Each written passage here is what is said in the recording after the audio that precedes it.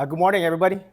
First off, it's great to be here in Fredericksburg. But yeah, so like Jason was saying, my background is not in agriculture. I'm here because Christy was able to reel me in.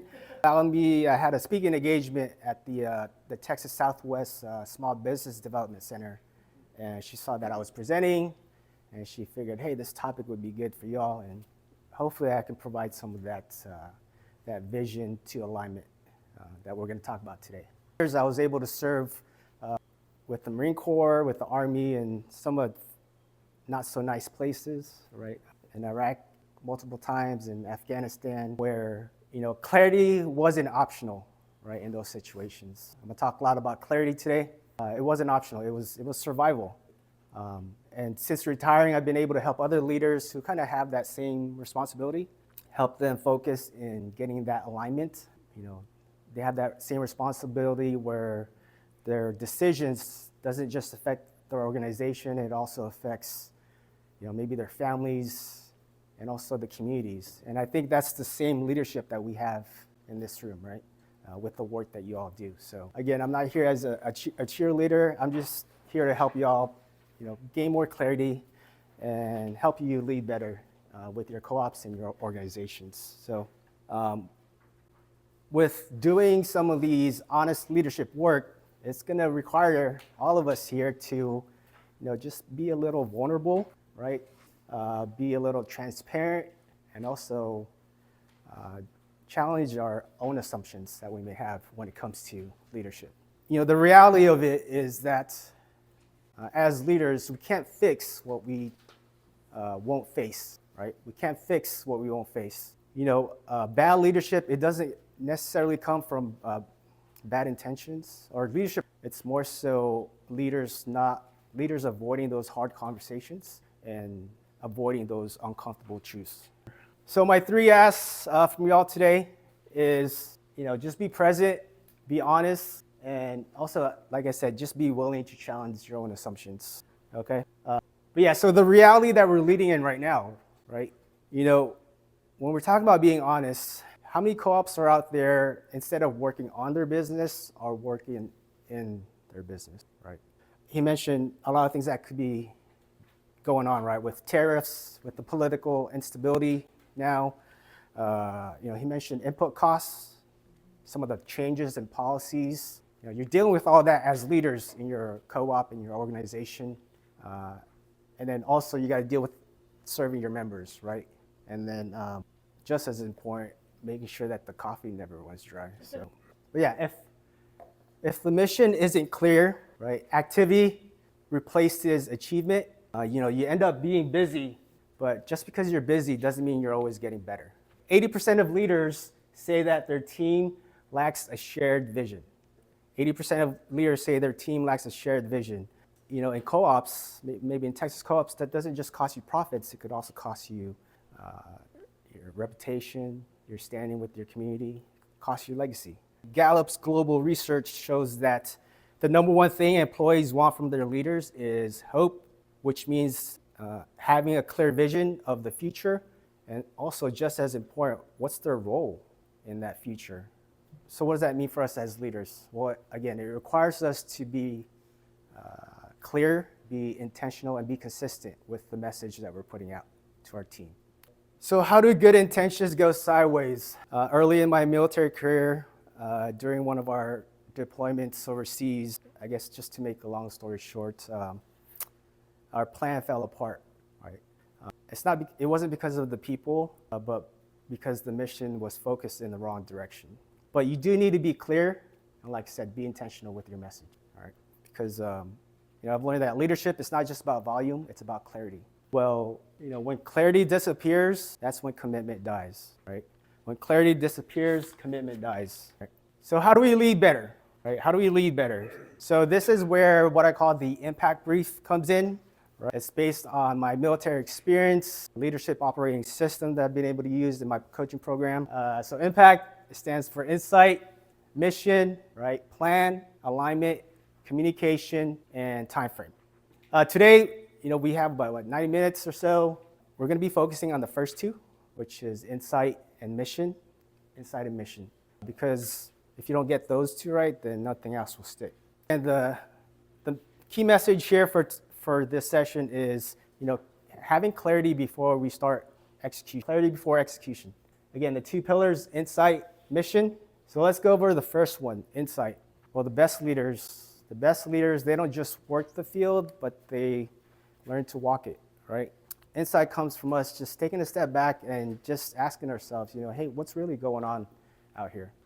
What's really going on out here? And, we need to have that clarity before we start taking action. Experience can become a blindfold. Yes, experience can be a gift, but it can also be a blindfold.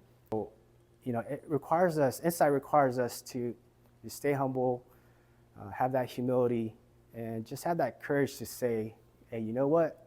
What may have worked in the past isn't what's going to work now, right? So again, the best leaders walk the field, right? Even the best farmers walk their fields, because you can't lead what you don't first understand, right? You can't lead what you don't first understand. But the key message that I want to say is, when we stop listening, then that's when we start losing, right? When we stop listening, we start losing. Insight is going to be your leadership radar. It's going to have you remain curious, but you don't necessarily have to be in control all the time. Right? Without insight, instead of leading, you could just be reacting to everything that's out there, right? I mentioned before, the most effective boards, the most effective leaders, you don't always have to be the loudest, right? But the effective ones, effective leaders, effective boards, they're the ones that are asking the right questions, right? Asking why now before how fast, reflect before we start reacting. And again, replacing assumptions with observation. What area in your leadership where you've been operating in the fog, whether you've been unclear or reactive, and what do you need to measure, review, or clarify to get a clear vision? What's that? The second part to that is, where do you need better feedback or data or honest conversations so that you can lead with accuracy? Where do you need better feedback, data, or honest conversations to lead with accuracy?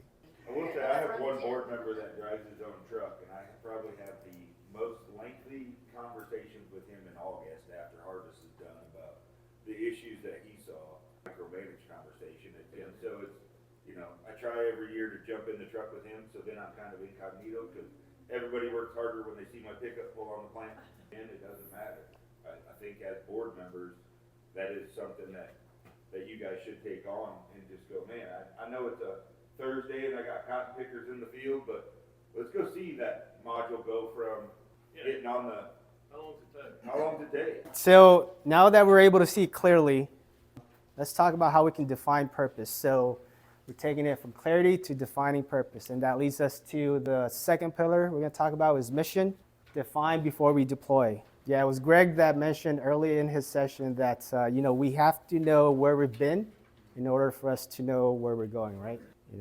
You have to know where you've been to know where you're going as an organization, as a co-op. Another thing is, when you know your why, your how becomes simpler, right?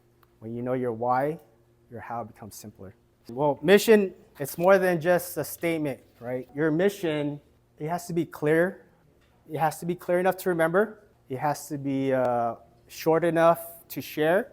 And it also has to be strong enough to unite. Clear enough to remember, short enough to share, and strong enough to unite. Your mission also becomes your leadership footprint. But also just as important as leaders, purpose, right? Profits keeps the light on, but purpose keeps the people going. And when your board and your members rally behind a shared vision, you stop pulling in different directions. And I tell this to new managers, that the surest way to have everything going well with your board is do a strategic plan. Mm-hmm. Because that is exactly what it does. Your strategic plan is going to pull together the board and the manager into one goal. So when we're talking about mission-driven boards, right? What do they do differently? Well, first off, in every meeting, you got to keep that a priority, right? The mission. And when things get brought up, leaders, we got to ask ourselves, does this serve our mission, our current mission? And how do you do that? Well, one thing you can do is you got to align your daily actions with that mission. Align your daily actions with that mission. So I have a co-op that prints its mission statement on its monthly board agenda so that they see it. So, Gary, Yes, sir. one of the things that I saw when we did our strategic plan is it brought our board closer. It's never been before. I'm not completely back into the team, but it helped realign the team and brought a very positive outcome. And you know, Craig, those are the intangibles. Yes. If you're a guy like him or me, we're always looking for, you know, he's looking for the numbers and I'm looking for the wording. But a lot of times it's the intangibles that are the most valuable. Because if you don't stay together, inevitably, eventually you're gonna have a stray. building fences that outlast your generation, right? When you're answering these questions, think about your leadership legacy. You know, what do you want to protect, and what do you want to pass down? Bruce, to his point, right? How are you preparing the next generation, right, to continue upon what you've already built? So, what do you want to protect or pass down, and how are you preparing the next generation to continue what you've already built? I was talking to somebody yesterday, I believe. The new generation, they don't like to do these meetings right in person. They prefer like a virtual Zoom, right, instead of like the one-on-one, face-to-face interaction. And one of the things we do wrong is we don't recognize that the next generation has a different method of communicating. And so we don't, when we could, even though we could, we don't involve them sometimes in their method. In other words, Right. we're having a board meeting and two young guys can't make it. I won't point to him. And in not going ahead and at least beginning to adopt some of that newer method of communication. Right. Because we think, by God, you better be here. Well, Yeah. And What- we've even talked about too, and Gary knows this because him and I have had conversations about maybe making an associate board member position where they don't vote on anything, but they can start coming to meetings, especially the younger guy. I mean, you guys know my board, the average age is slightly older than me, and, you know, I try to be.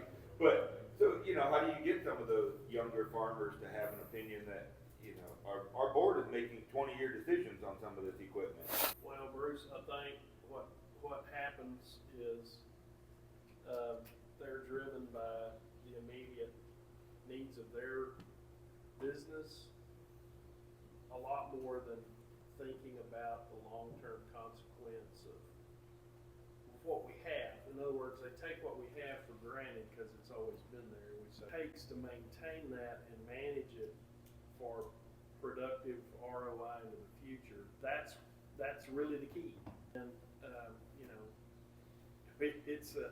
it's a communication problem, and it's a priority problem. And you know, I mean, frankly, there are times when I throw up my hands and think, you know, this co-op model is built for a generation of people who grew up in our small communities and were used to cooperating at church, at school, you know, so that cooperation is part of the water we drink. But it ain't gonna be that way. So, you know, it's a struggle. So. Well, and I think we've got younger guys coming in, and I know Dr. And the key thing here is, you know, mission isn't about what you do today. It's about who continues to do that work tomorrow. Together, we talked about the two pillars, insight and mission. Insight helps us to see clearly beyond the soil, and mission helps us define before we start deploying. And the key message to take away from today, got to have clarity before we start execution. Clarity before execution. It's just, again, having more clarity in how we lead, so that way we can be clear in our message and be able to lead the next generation. So before I wrap up, you know, when I wore the uniform for 21 years, you know, I learned something that stuck with me after all those deployments. You know, leadership is not about the rank on your collar or the title that you have on your nameplate. It's about that responsibility that you have, right? The duty, the obligation, the responsibility that you're carrying. For an organization to succeed, it's not just about one person, right? It's about creating an environment for our members to thrive in, creating a system for them to succeed. And, you know, when we do that, we create a stronger mission for our organization. All right. Being in a room like this, like I said, with you all running your co-ops, serving your communities, you all are stewards of something greater and bigger than yourselves, right? Yeah. And I saw one, I was looking at the website, you all are the backbone of Texas, rural Texas, all right? Again, I'm just, thank you all for having me here. Appreciate the time and continue to lead with intention and live with impact.